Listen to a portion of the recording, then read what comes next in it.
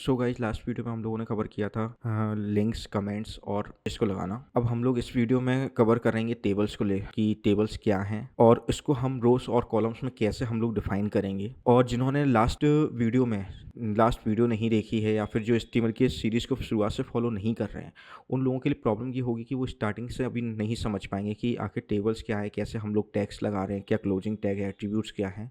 तो आप लोग कोशिश ये करना कि आप लास्ट वीडियो में जा करके आप लोग उस पूरे की पूरी प्लेलिस्ट को देख लीजिए और उसके बाद इस वीडियो को देखिएगा, ताकि आप लोगों को समझ में आ जाए कि एट्रीब्यूट्स और इन चीज़ों को जब हम यूज़ कर रहे हैं तो आखिर हम उसको कैसे यूज़ कर रहे हैं।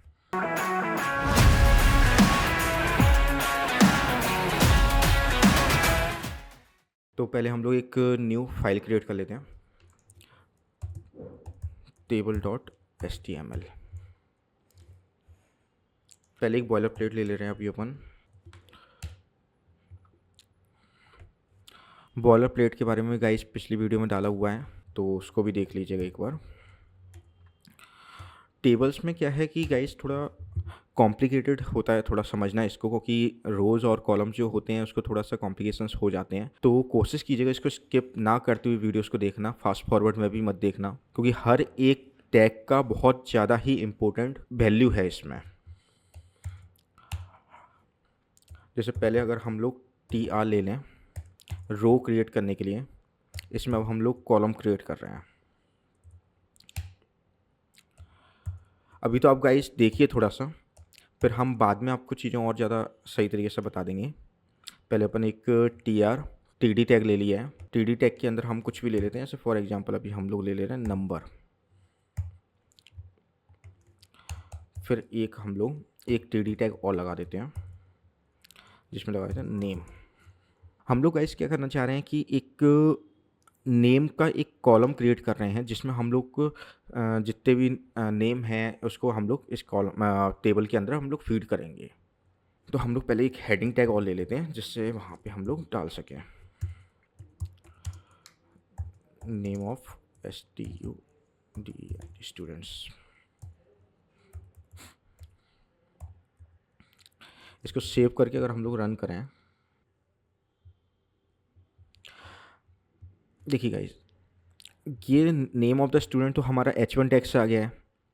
नेम और नंबर और नेम ये हमारा TD टैग से आया। TD टैग के लिए हम लोग पहले एक काम और करते हैं, यहाँ पे हम लोग बॉर्डर लगा दें ताकि एक बॉर्डर से ये क्लासीफाई हो जाए। देखिए ये बॉर्डर से दिख रहे हैं नाम आप लोगों को, जिसमें अब हम लोग क्या करेंगे कि नंबर के नीचे सीरियल नंबर चलाएंगे अपन, और नेम में अपन नेम फीड करते चलेंगे।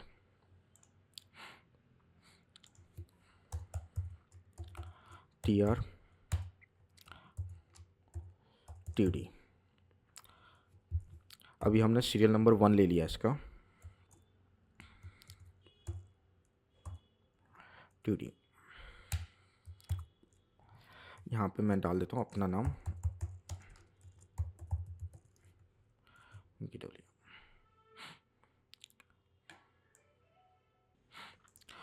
देखिए अब अपन लोग इसको देखें अगर ध्यान से, तो एक कॉलम की एंट्री आ चुकी है 1 और एक रोहित गिडोलिया।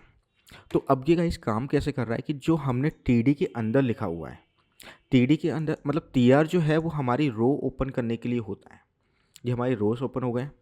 फिर इसके अंदर अगर हम लोग जो कॉलम्स डाल रहे हैं, जैसे कि NO दिख रहा है आपको, नेम्स दिख रहा है, तो ये हम लोग कहाँ डालते हैं, TD के अंदर डालते हैं। जैसे कि नंबर हो गया, नंबर हमारा कहाँ डिस्प्ले हो रहा है, यहाँ पे। मतलब एक तरीके से ये मान सकते हैं हम टेबल डेट के अंदर हम एक डेटा डाल रहे हैं। हमने एक रो क्रिएट कर ली, रो क्रिएट करने के बाद में अब हम लोग उसके अंदर डेटा को फिलअप कर रहे हैं, और कोशिश करना है कि ये जितने हम डेटा को पहली बार में लें उतने ही डेटा को हम पूरे टेबल में फॉलो करें। एक मैं एंट्री और डाल देता हूँ, TR TD। यहाँ पे मैं 2 नंबर ले लेता हूँ।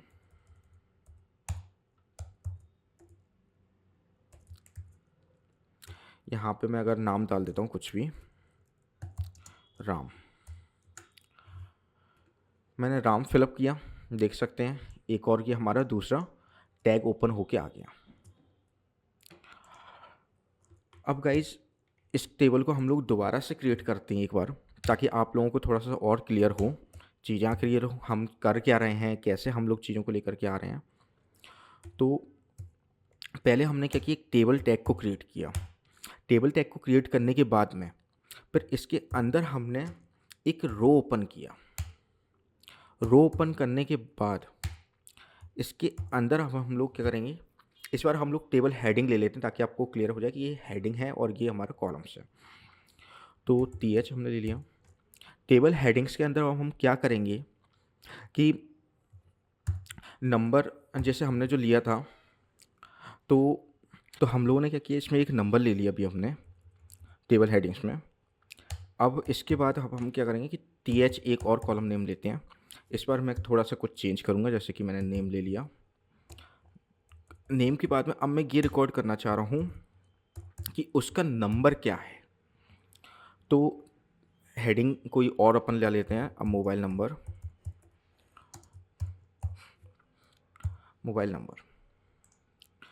तो अब हम लोग क्या करेंगे कि इसके वैल्यूज़ क्रिएट करते हैं। टी आर, मैं इसको एक बार सेव कर देता हूँ, आपको दिख जाएगा कि अब कैसा आ रहा है यहाँ पर रेशो। पहले यहाँ पर एक एच आर ले लेते हैं। H R guys horizontal lines बनाने के लिए होता है। आप लोग को नहीं भूल ना जाए तो थोड़ा बहुत कुछ चीज़ों को हम लोग रिवाइज भी करते हुए चलेंगे साथ साथ में। कमेंट्स हम लोग एक लगा देते हैं। फॉर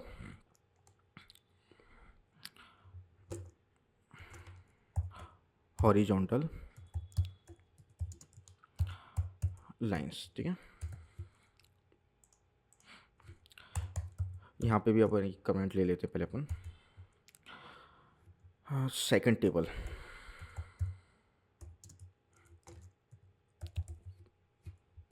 गाइज एक चीज़ ध्यान रखा करना कि जब भी हम लोग कोड करें तो कोशिश करो कि आप एक कमेंट ज़रूर लगा देना, क्योंकि कमेंट से क्या होता है कि नेक्स्ट जो डेवलपर होगा उसको समझने में बहुत आसान हो जाएगा कि आखिर कोड जो हो रहा है वो कैसे हो रहा है, कहाँ से हो रहा है। अब जैसे कि हमारी सेकंड टेबल स्टार्ट हो रही है तो हम लोगों को ये ईजिली आइडेंटिफाई हो जाएगा कि हमारी सेकंड टेबल हो रही है। आज छोटे कोड्स में अभी हम लोगों को ईजिली समझ सकते हैं, बट बड़े कोड्स में समझना मुश्किल हो जाता है। तो कमेंट्स की हैबिट हमेशा डालना। जब आप लोग बड़े कंपनीज़ में, एमएनसीज कंपनीज़ में वर्कआउट करोगे तो वहाँ पे कमेंट्स बहुत इंपॉर्टेंट होता है। तो अब हम लोग अपनी सेकंड टेबल का डेटा को स्टार्ट करते हैं। अब हमें उस कॉलम के अंदर का फील्ड फिलअप करना है। तो उसके लिए अब हम क्या करेंगे, कोड ऊपर ले लेते हैं अपन। इसी टी आर के अंदर एक टेबल डेटा खोलेंगे जिसमें अब हम वन डाल के फिर से टी डी टैग के अंदर अब हम कर देते हैं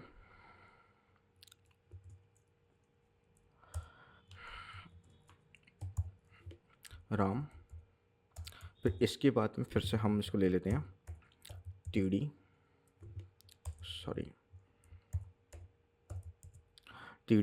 और इसमें हम फिर से नंबर ले लेते हैं। ये हमने एक नंबर ले लिया। फिर से हम क्या करेंगे गाइस, इसी कोड को अभी हम फिलहाल के लिए कॉपी कर ले रहे हैं। इसको मैं नाम दे देता हूँ 2, फिर से मैं दे देता हूँ रोहित।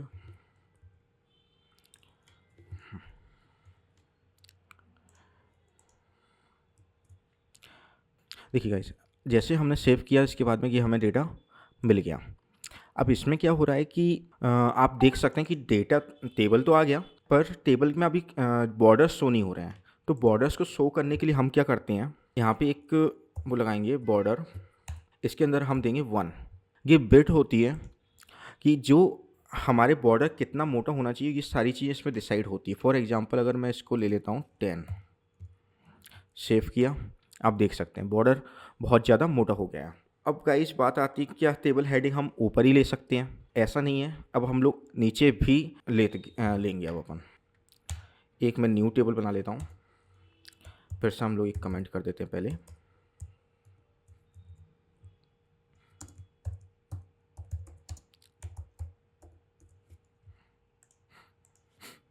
टेबल के लिए वही सेम टेबल TR। मैं इस बार क्या करूँगा कि इसको ओपन ना देते हुए एक सिंगल टेबल के लिए बनाने की कोशिश करते हैं अपन। फॉर एग्जांपल पहला मैंने कॉलम ले लिया हेडिंग वाला, इसमें मैंने दे दिया नेम, फिर मैंने लगा दिया, फिर मैंने इसको TD ले लिया। TD में अब हम क्या करेंगे,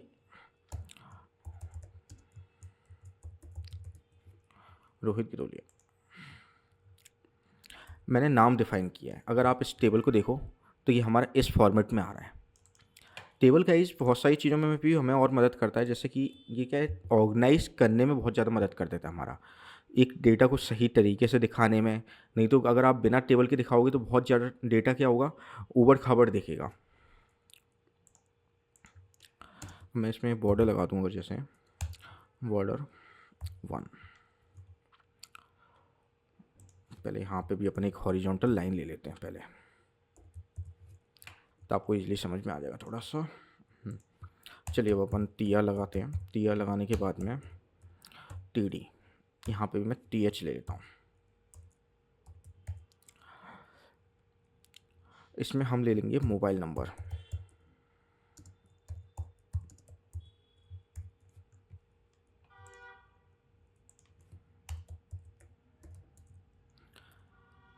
मोबाइल नंबर में अपन मोबाइल नंबर डाल देते हैं अभी अपन। देखिए गाइस, इसमें क्या हो रहा है, अब हमें समझ में आ रहा है कि ये हेडिंग हो गई, नेम क्या है, रोहित गितोलिया, मोबाइल नंबर क्या है, ये मोबाइल नंबर हो गया। तो ये क्या करता है कि हमारा जो डेटा है ना, इसको आइडेंटिफाई करने में मदद करता है कि हमारी हेडिंग है, यानी कि नेम क्या है, रोहित गितोलिया। ये चीज़ शो करती है कि ये डेटा को डिफाइन करने में। अगर अपन इसमें TR लगा करके एक कॉलम और बनाते हैं, अब मैं नीचे शो करना चाह रहा हूँ कि साइन इन या साइन अप का बटन अपन लगाते हैं एक। मैं एक सिंगल कॉलम बनाऊंगा,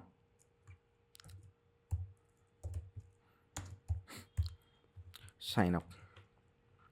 देखिए ये अपना आ गया साइन अप। इसको अपन एक काम करते हैं, बटन के अंदर ले लेते हैं। बटन भी गाइज एक्चुअली एक टैग है, जिसमें अगर अपन कुछ भी लिखेंगे तो वो ज़्यादा हाईलाइट हो जाता है, एक बटन बन जाता है।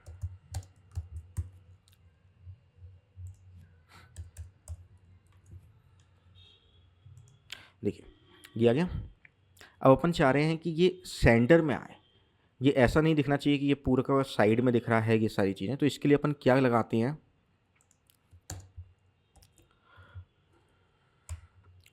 Call span. कॉल स्पैन अपन 2 लगा देंगे। 2 लगाते से देख सकते हैं बीच का बॉर्डर हमारा हट गया। तो कॉल स्पैन एक्चुअली क्या करता है कि जितने भी हमारे रोज होंगे तो उतने उसको मिस कर देता है। फॉर एग्जांपल जैसे अभी हमारा एक रो थी, एक कॉलम जो था हमारा सिंगल कॉलम में आ रहा था, दूसरे कॉलम हमारा खाली जा रहा था। तो दूसरा कॉलम जो खाली जा रहा था तो उसको भी हमें मर्ज करने के लिए कॉल स्पैन का हमने इस्तेमाल कर लिया। अगर हमारे 3 कॉलम्स होते, 3 कॉलम्स होते तो 3 हम लगा देते, तो बिल्कुल सेंटर में लेने के लिए। अब अपन इसको सेंटर में लेने के लिए क्या करेंगे, एक एट्रीब्यूट्स लगाएंगे। तो एट्रीब्यूट्स में क्या है, अलाइन। अब इसमें अपन लेंगे सेंटर।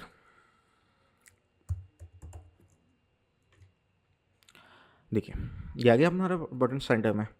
अगर हमें पूरी की पूरी टेबल ही अगर हमें सेंटर में लेनी है, एक बार हम व्यू को देखें,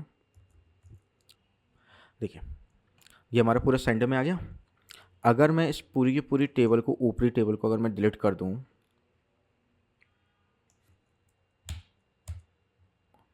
पूरी टेबल डिलीट करने आने के बाद में इसको मैं सेव करके, दिख रहा है ये व्यू। अब अपन को इसको थोड़ा सा नीचे लेना है, ये बहुत ज़्यादा ऊपर दिख रहा है। तो ऊपर दिख रहा है तो अपन इसके लिए क्या करेंगे, BR टैग। देखिए गाइज, अगर मैं इसको BR टैग को अगर मैं ज़्यादा लगा दूंगा तो ये और ज़्यादा स्पेसेस हमारे लिए क्रिएट कर देगा। देखिए अब मैं एक काम करता हूँ, कम से कम 4-5 टैग ले लेता हूँ।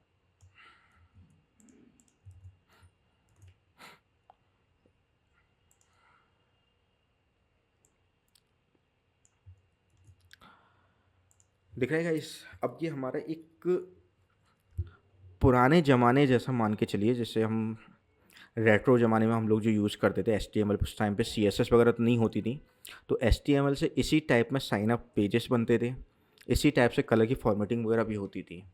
अब एग्जांपल के अगर हम मान के चलें कि इसमें हमें टेबल की बैकग्राउंड कलर देना है, तो हम क्या यूज़ करेंगे, बीजी कलर। बीजी कलर इसमें हम दे देते हैं रेड। आ गया।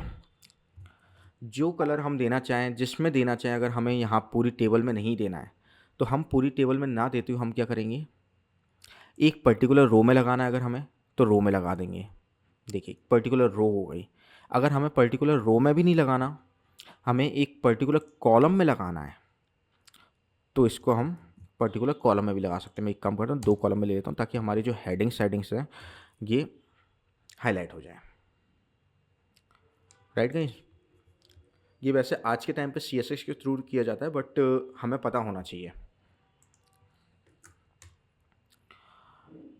तो ये तो हमारा हो गया टेबल्स कंप्लीट यहाँ पे।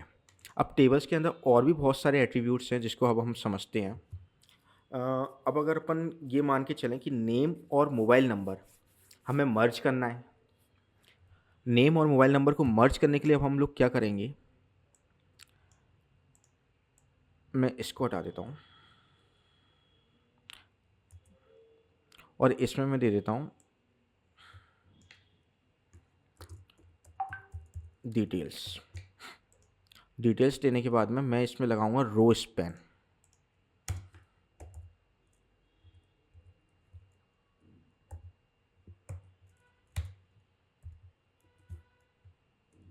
देखिए जाके डिटेल्स। रो स्पैन एक्चुअली हमारा क्या काम करता है कि जो हमारे कॉलम्स हैं, अगर 2 कॉलम को मर्ज करना है तो हम उन पूरे के पूरे, मतलब सॉरी 2 रोज़ के 2 कॉलम्स को मर्ज करना है तो हम उसके जगह पे लगा देते हैं, तो वो क्या करता है, एक स्पेस को कवर अप कर लेता है।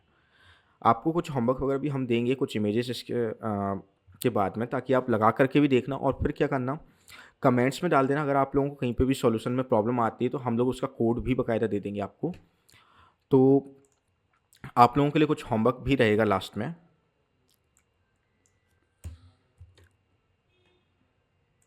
अभी अपन क्या करते हैं, यहाँ पे लगाते हैं सेल पैडिंग। चलिए गाइस, अब हम लोग क्या करते हैं, एक कॉलम को और ऊपर लगाते हैं जिसमें अब हम लोग क्या करेंगे कि जैसे साइन अप आ रहा है तो हम इसमें डालेंगे कि साइन अप पेजेस। तो साइन अप पेजेस डालने के लिए अब हम क्या करेंगे, यहाँ पे एक TR और लगा रहे हैं। ये मैं एक्चुअली गाइस इसलिए बता रहा हूँ ताकि आप लोगों को बार बार ज़्यादा कन्फ्यूजन ना हो इस चीज़ में। तो टेबल हेडिंग में ही लगा लेते हैं अपने से, और मैं इसमें दूंगा कॉल स्पैन। कॉल स्पैन में 2, क्योंकि हमारी 2 कॉलम्स हैं। तो 2 कॉलम्स में लगाने के बाद अब हम लोग क्या करेंगे, इसमें साइन अप पेज, मैं ये नाम दे देता हूँ। अब इससे ये हमारा क्लासीफाई हो रहा है कि साइन अप पेज है ये हमारा। इसमें भी गाइज अगर हमें अंदर कुछ फॉर्मेटिंग करनी या कुछ अगर अंदर दिखाना है हमें, तो हम उसको भी दिखा सकते हैं यहाँ पे। जैसे एग्जांपल के लिए अगर अपन बात करें H1, अगर मैं इसमें H1 के अंदर अगर इसको डाल दूँ, तो H1 के अंदर डालने से क्या होगा, हमारा बड़े उसमें दिखाएगा। साइज इंक्रीज हो चुका है, एक हेडिंग का रूप हमें दिखा रहा होगा। अब हम लोग देखते हैं स्पेसिंग का। टेबल का साइज़ अगर हमें बड़ा करना है, छोटा करना है, अगर हमें वो भी देखना है, तो अब हम लोग क्या करेंगे, टेबल का जो साइज़ है ना, सॉरी बिट अपन दे देंगे समथिंग अराउंड, अगर हमें मान के चलो कि 300 पिक्सल्स देना है। सेव किया, ये हमारी टेबल बिट वाइज इंक्रीज हो चुकी है। और यही अगर हमें हाइट भी देनी है,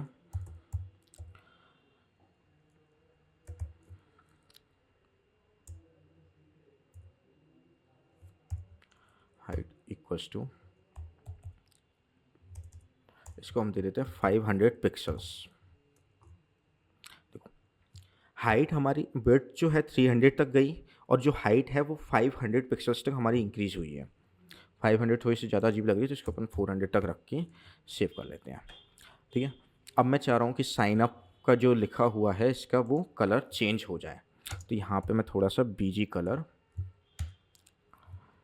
दे देता हूँ हैच ग्रीन दे देता हूँ। चलो